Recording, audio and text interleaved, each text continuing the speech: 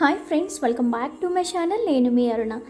ఈరోజు మన వీడియోలో మరొక నైవేద్యం చూపించబోతున్నానండి. అదే పులగం. ఈ పులగం అనేది మన తెలుగు సంప్రదాయ వంటకాలలో ఒక పవిత్రమైన మరియు ఆరోగ్యకరమైన వంటకం. దీనిని ఎక్కువగా నవరాత్రులలో నైవేద్యంగా మనం దేవునికైతే సమర్పించుకుంటాము. ఈ పులగం రెసిపీ కోసం ముందుగా ఒక ప్యాన్లో పావు కప్పు పెసరపప్పు వేసి గోల్డెన్ కలర్ వచ్చేంత వరకు రోస్ట్ చేసుకోవాలి.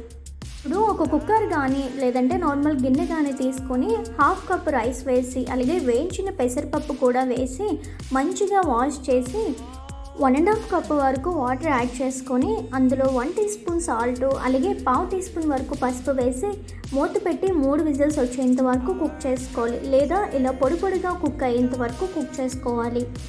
మరొక చిన్న ప్యాన్ తీసుకొని అందులోకి 2 టేబుల్ స్పూన్ల వరకు నెయ్యి వేసి ఒక 5 నుంచి 10 జీడిపప్పులు వేసి మంచిగా గోల్డెన్ కలర్ వచ్చేంత వరకు వేయించుకోవాలి.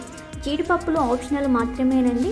ఇలా కాస్త వేడయ్యాక అందులోకి హాఫ్ టీ స్పూన్ జీలకర్ర, హాఫ్ టీ స్పూన్ ఆవాలు వేసి మంచిగా స్ప్రెడ్ అయ్యాక ఈ విధంగా 2-3 పచ్చిమిర్చి కూడా యాడ్ చేసి బాగా ఫ్రై అయినాక ఇందులో మీరు కావాలి అంటే కరివేపాకు, కొంచెం ఇంగు కూడా యాడ్ చేసుకోవచ్చు. ఇప్పుడు ఈ తాలింపుని తీసుకెళ్ళి ఉడికించుకున్న రైస్లో వేసి మొత్తం అంతా బాగా మిక్స్ చేసుకోవాలండి.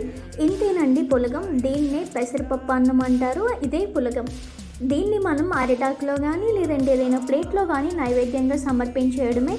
ముఖ్యంగా ఈ పులగంను ఉపవాసల దినాల్లో లేదా పండుగ నాడు తొలిపూట భోజనంగా చేస్తారు. పులగం అంటే ఒక తేలికపాటి తక్కువ మసాలా ఉండే అన్నం అన్నమాట. అందులో ఉన్న పెసరపప్పుతో ప్రోటీన్ లభిస్తాయి. ఈ రెసిపీ మీకు నచ్చినట్లయితే ఎలా వచ్చిందో నాకు కామెంట్లో షేర్ చేసుకోండి. అలాగే మరెన్నో నైవేద్యం రెసిపీస్ కోసం నా ఛానల్ని సబ్స్క్రైబ్ చేసుకోవడం మర్చిపోవద్దు. Thank you for watching.